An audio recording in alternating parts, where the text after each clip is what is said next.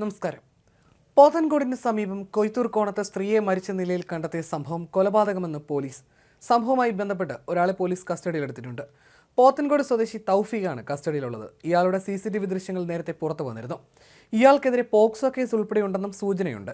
കൊയ്ത്തൂർ കോണ സ്വദേശി മണികണ്ഠ ഭവനിൽ തങ്കമണിയാണ് മരിച്ചത്. ഇന്ന് രാവിലെ വീടിനോട് ചേർന്നുള്ള പുരയിടത്തിലാണ് തങ്കമണിയെ മരിച്ച നിലയിൽ കണ്ടെത്തിയത്. ഇവരുടെ മുഖത്ത് മുറിവേറ്റ പാടുകളുണ്ട്. ബ്ലൗസ് കീറിയ നിലയിലും ഉടുത്തിരുന്ന ലുങ്കി മൃതദേഹത്തിൽ മൂടിയ നിലയിലുമായിരുന്നു മൃതദേഹം കണ്ടെത്തിയത്. ഇന്ന് പുലർച്ചെ പൂ പറിക്കാൻ പോയിരുന്നു തങ്കമണിയെന്നാണ് പോലീസിന്റെ സംശയം. മൃതദേഹത്തിന് സമീപത്ത് ചെമ്പരത്തി അടക്കം പൂക്കൾ വിതറിക്കിടപ്പുണ്ട്. തങ്കമണിയുടെ കാതിലുണ്ടായിരുന്ന കമ്മൽ നഷ്ടപ്പെട്ടിട്ടുണ്ട്. ഇതെല്ലാം കൊലപാതകമെന്ന സംശയം ബലപ്പെടുത്തി. കൊലപാതക സാധ്യത മുൻനിർത്തി മംഗലപുരം പോലീസ് അന്വേഷണം തുടങ്ങി. അന്വേഷണത്തിൽ സംശയാസ്പദമായ വ്യക്തിയെ കണ്ടെത്തിയിട്ടുണ്ട്. ഇയാളെ കേന്ദ്രീകരിച്ചായിരുന്നു അന്വേഷണം. ഇന്ന് രാവിലെ സഹോദരിയാണ് തങ്കമണിയെ ആദ്യം മരിച്ച നിലയിൽ കണ്ടെത്തിയത്. പിന്നീട് വിവരം പോലീസിനെ അറിയിക്കുകയായിരുന്നു. ഇൻക്വസ്റ്റ് നടപടികൾക്ക് ശേഷം മൃതദേഹം ആശുപത്രിയിലേക്ക് മാറ്റി. നിയമപരമായ നടപടിക്രമങ്ങൾക്ക് ശേഷം ബന്ധുക്കൾക്ക് വിട്ടുകൊടുക്കും.